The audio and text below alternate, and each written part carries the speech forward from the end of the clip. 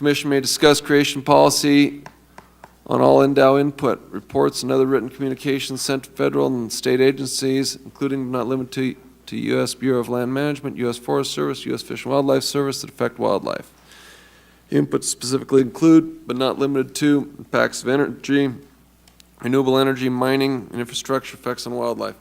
This first came to my attention here a while back. Actually, I was referred to discuss this with the people of the governor's office, and we're wondering why we didn't have more input on some of these items.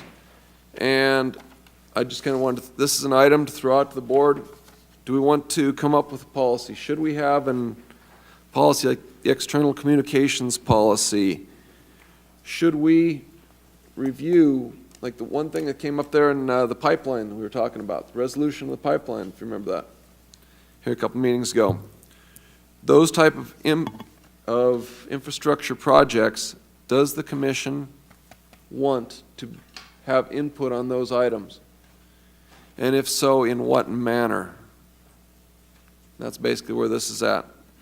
So I would think that a reasonable possibility on this would be to have some sort of a subcommittee of the commission, possibly the policy commission or another, that could review the potential items and bring the appropriate ones to the commission. I mean, all of them would want to come to for the entire commission, but they could review the list, find any of them the commission might want to go over, bring them to the commission to discuss. Does the commission want to deal with this? Mr. Capurro. Thank you, Mr. Chairman. In my view, this is something you should assign to the policy committee, standing policy committee, and have them review it and bring a full report to the commission. Is this worthy of bringing for the commission, policy committee? I think so, okay. Yes. Okay, good. And then we'll move down. Mr. Chairman, I think it would be, because one item that's particularly, I think, important is, and I'm not sure many people know this, but when the BLM is requiring the ranchers to sign a cooperative agreement, ranger improvement contract, which forces the ranchers to provide water for wildlife and free roaming wild horses. And their agreement now, they're holding hostage to the ranchers or the permittee.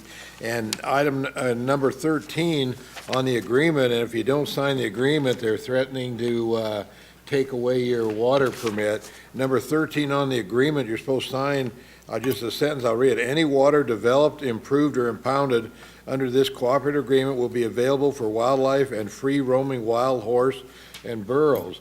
And the state water master has made a ruling that wild horse and burros are wildlife, and so that's why he's authorizing the permit.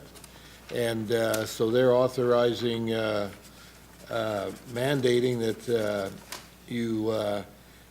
you supply water for wild horses, and that's a policy that we probably should direct a letter to the water master, develop something like that. So I think it's needed. Okay. So far I've heard we should send this to a policy committee to work out some language on it. And if that's the case, we can just go ahead, see if there's any public comment. If I could just save everybody some time, I'm not sure about the language here, but if the committee don't even consider making NDOW run all correspondence through the commission. That's inappropriate. It's outside the authority of the commission. If there's issues that are brought to the commission, that's fine, but this body does not sit in review of correspondence or anything like that. So as long as we're clear, there's nothing in the statute that would allow that. So is that clear? Okay, go ahead, Mr. Pearl. I read it a little bit differently than that, but I don't think it was our intent to do. I think it was to come the other way. When the NDOW staff brings issues to us, that we have a policy that says we will respond. And a good example was the wild horse issue, which the staff brought us that, and we reviewed it and passed on. I think this is doing nothing more than putting it into black and white, what we've probably been doing anyway. Yeah, that's basically where I was at. Okay, just quickly, gentlemen, we've got to get moving on. Go ahead, Mr. Vogler, and then Mr. Kevin. Mr. Chairman, it kind of goes into the issue of the state laws about you can't deny water to wildlife. And if they put that as an issue with these wild horses, I think this body needs to address it, because it's almost like saying, they have a special status. Well, how far are we away from not being able to fence your own property? Because wildlife, you cannot restrict them even, that was the wording that Mr. Rob and I discussed before. You gotta have it, it has to be open. And if they're gonna open it for horses, man, that's a big step. That's gonna hurt wildlife bad, and private property issues on ownership of water rights. All right, sounds like we need to bring this for a committee, Mr. Cavan, and then we'll see if we can move on to the next report. Thank you, Mr. Chairman. Just trying to figure, just thinking out loud a little bit, I think it would be beneficial that we have some standard position statements on some of these issues. Wild horses for one, maybe the OHV that we're just went through. And if we had those approved by the commission, then we would be able to respond to some of these issues without having to come back to the commission each and every time on each and every issue. And the chairman or the department, you could craft a letter and say, you know, we have this position on whatever it happens to be, and attach a copy of that.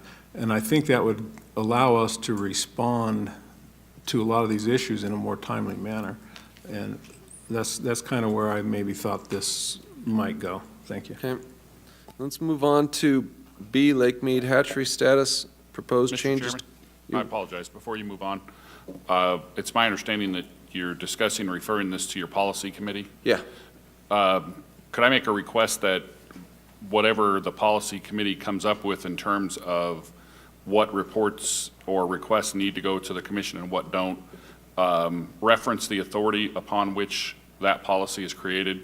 I have some concerns along the same line as Mr. Stockton outlined, so I just want to make sure everybody's clear as to where the commission's authority is coming from to do that. Okay, Thank you. there'll be undoubtedly be a policy meeting that can be brought up at.